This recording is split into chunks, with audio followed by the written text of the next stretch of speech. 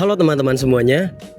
Pada kesempatan kali ini, kami akan mengajak kalian untuk menelusuri sebuah situs sejarah yang berada di kota Solo, yaitu Benteng Vastenburg. Benteng ini sudah berdiri sejak abad ke-18. Benteng ini tidak hanya sekadar bangunan putih, tetapi menyimpan jutaan sejarah di dalamnya. Mari ikuti kita.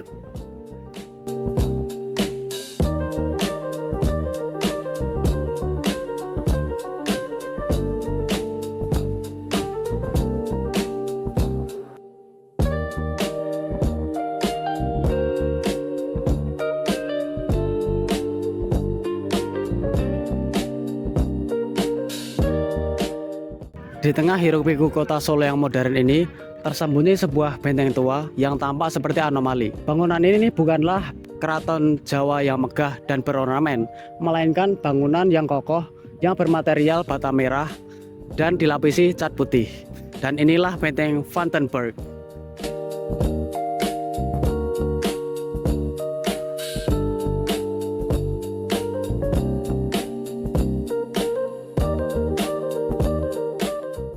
Setiap lapisan bata di sini adalah halaman sejarah itu sendiri. Benteng ini bagaikan buku terbuka tentang kekuasaan, perlawanan, dan transformasi kota yang terus berkembang. Benteng Vastenburg ini berdiri pada tahun 1746 atas perintah Gubernur Jenderal Baron van Imhoff, yaitu pada masa Hindia Belanda masih dikuasai VOC. Yang pertama, bahwa benteng ini dibangun pada tahun 1746 ya. Di era tahun 1746 sampai 1747. Berarti benteng ini dibangun sebelum Kerajaan Mataram dibagi dua. Karena Kerajaan Mataram dipecah atau dibagi dua itu pada tahun 1755 pada masa itu adanya perjanjian Giyanti. Dan ketika benteng Vastenburg ini dibangun di Mataram itu masih di Pakubuwono yang kedua. Sementara perjanjian Giyanti itu sudah masanya Pakubuwono yang ketiga. Perjanjian Giyanti inilah yang membagi kekuasaan Mataram sehingga VOC semakin menata posisinya di tanah Jawa. Secara strategis, lokasi benteng sangat dekat dengan Keraton Surakarta, hanya selemparan batu. Posisi ini memungkinkan VOC memantau gerak-gerik Sunan dan pengikutnya dengan ketat. Dinding bata merah Vastenburg pun menjadi simbol nyata kekuatan kolonial yang terus mengintai dari kejauhan.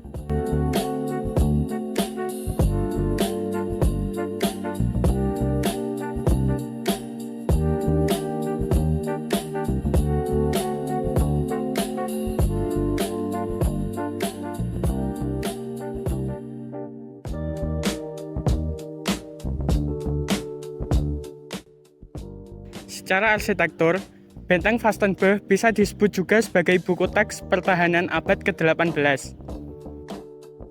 Denahnya berbentuk bujur sangkar simetris, dengan 4 bastion atau menara penjaga yang menjorok keluar di tiap sudut. Menara-menara ini menjorok keluar, memberikan sudut tembak luas. Dengan begini, para penjaga bisa saling silang tembak dari berbagai sisi, menjaga seluruh perimeter benteng sekaligus. Dahulu, jika kita memasuki Benteng Vastenburg, ada bangunan-bangunan barak militer, kantin, dapur, dan gudang-gudang senjata. Meski demikian, kita masih bisa melihat detail arsitektur kolonial yang tersisa dari segi lengkungan jendela khas Eropa, serta pilar-pilar besar yang kokoh. Di tengah benteng, terdapat lapangan terbuka luas, yang dulu difungsikan untuk upacara militer atau apel pasukan. Semua elemen ini menunjukkan bahwa Vastenburg dirancang murni untuk tujuan militer dan intimidasi musuh, perlindungan pasukan, serta pengepungan. Sekarang, sebagian besar struktur itu telah runtuh, menyisakan fondasi dan puing berserakan. Dinding Benteng Vastenburg sangat tinggi dan tebal. Tingginya kira-kira 6 meter di atas tanah. Bahkan, ada beberapa dinding yang tebalnya di atas 4 meter. Fondasinya kokoh, bertumbuh pada fondasi batu besar. Dahulu, mengelilingi benteng ini, terdapat parit lebar berisi air sebagai lapisan pertahanan pertama. Kedua pintu gerbang, barat dan timur, dilengkapi jembatan gantung kayu yang di malam hari bisa diangkat. Kini parit itu kering dan jembatan gantung sudah tidak ada lagi, berganti dengan jembatan permanen.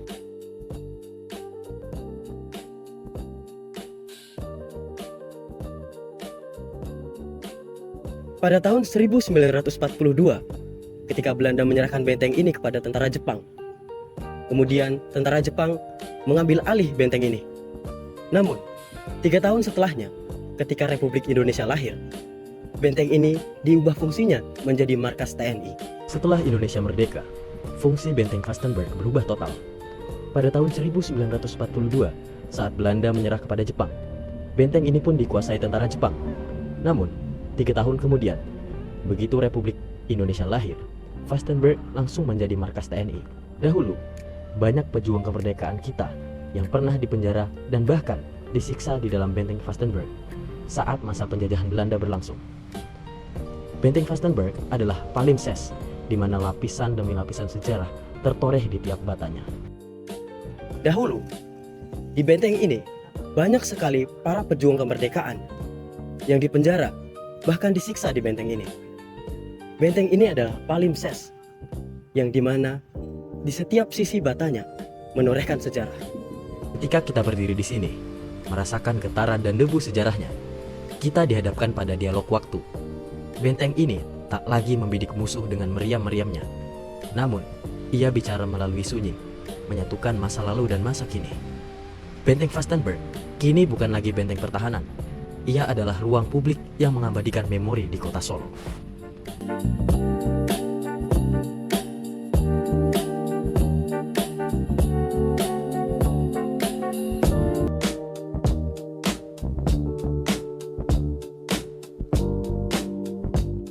Baik, kami di sini berada di depan benteng Vastenburg dan saya sedang bersama dengan atas nama siapa? Mardi. Oke, Bapak Mardi. Oke, di sini saya akan melakukan wawancara sebentar mengenai benteng ini. Saya ingin bertanya bagaimana sejarah berdirinya benteng ini dan apa penyebab didirikan benteng ini, Pak? Iya, jadi benteng ini diberi nama Vastenburg ya. Ini diprakarsai pembangunannya oleh Gubernur Jenderal Baron ya, Gustav William Baron van Imhoff itu nama lengkapnya, di tahun 1746.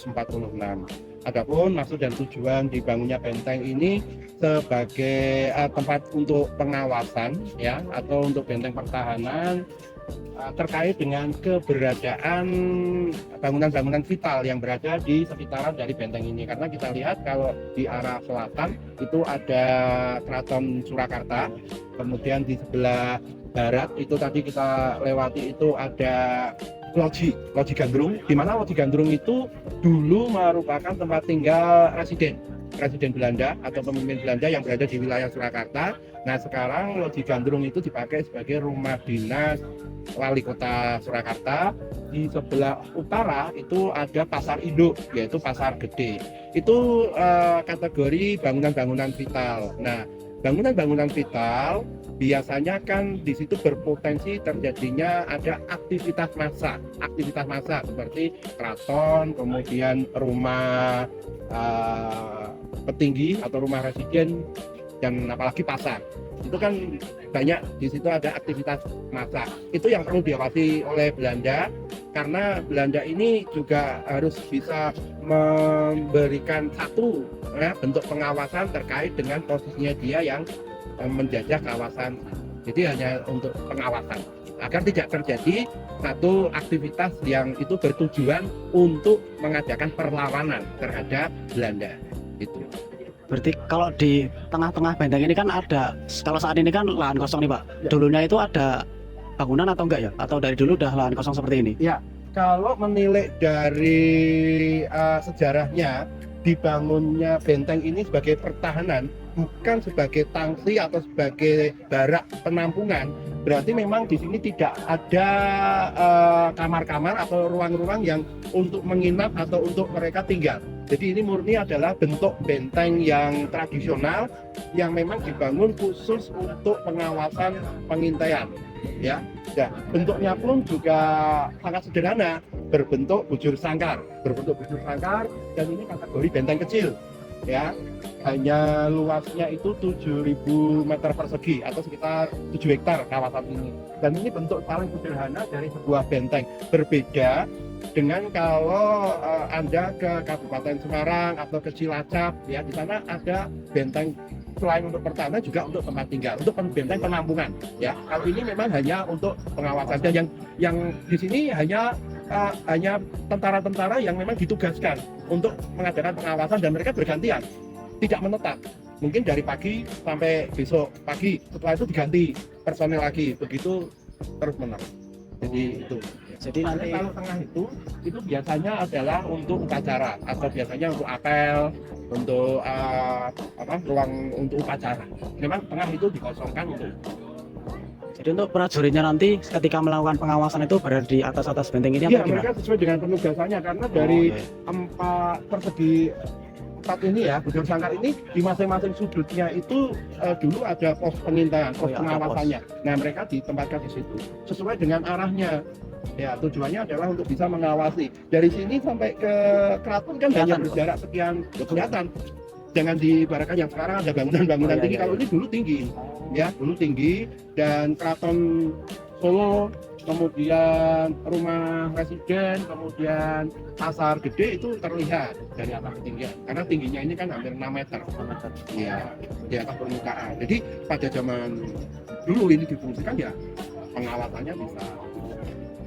Kalau dari segi arsitekturalnya, material dari benteng ini itu atau hanya bata merah atau ada material lain, Pak? Kalau melihat dari bahan untuk membuat bentengnya ini seperti lazimnya benteng-benteng yang ada di tahun 1700-an, berarti masih menggunakan tumpukan material batu bata. Ya, batu bata yang disusun dan perekatnya itu menggunakan gligon. Ya, kan belum ditemukan semen itu kan. Jadi menggunakan gligon. Jadi gligon itu fungsinya sebagai perekat. Ya. Nah, gligon itu sendiri adalah bahan perekat yang dibuat yang sederhananya itu dari campuran tumbukan bata merah yang ditumbuk, kemudian ada batu kapur, kemudian ada pasir sungai dan air. Itu dihaluskan, kemudian diaduk seperti semen. Nah, itu kemudian membentuk menjadi pasta. Nah, itulah yang kemudian dipakai untuk lapisan dari tumpukan bata ke bata selanjutnya. Itu menjadi perekat. Jadi fungsinya seperti semen. Ya. Dan ada 2 pintu masuk, pintu ini pintu barat dan yang satunya pintu timur. Kalau yang ini kan lebarnya berapa tadi? Antara rata-rata 4 sampai maksimal 7 meter. Nah, itu di bawahnya ada ruangan atau? Enggak, itu pure bentuk padat. Padat. Iya, padat. Ya, sekali lagi karena ini memang dibuat benteng pertahanan. Jadi ketebalan itu bentuk padat, Mas. Jadi di dalamnya itu nggak ada rongga gitu, tidak. Sebetulnya kalau bisa kita lihat itu dari ini loh, Mas. Anda masuk ke sini itu berapa meter? Dari sini sampai sana. Ya, itu berapa meter? Ini sampai 7 meter kan? Nah, itu. Nah, kalau yang atas ini biasanya dipakai untuk kantor perwiranya. Ya, perwira. Gitu.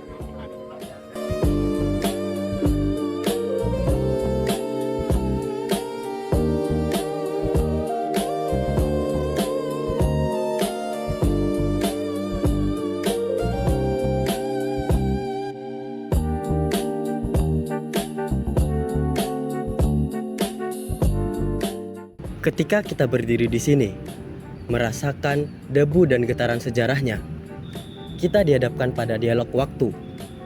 Benteng ini tak lagi menembaki musuh dengan meriam-meriamnya, namun ia bicara dengan sunyi, menghubungkan masa lalu dan masa kini. Benteng ini tak lagi menjadi benteng pertahanan.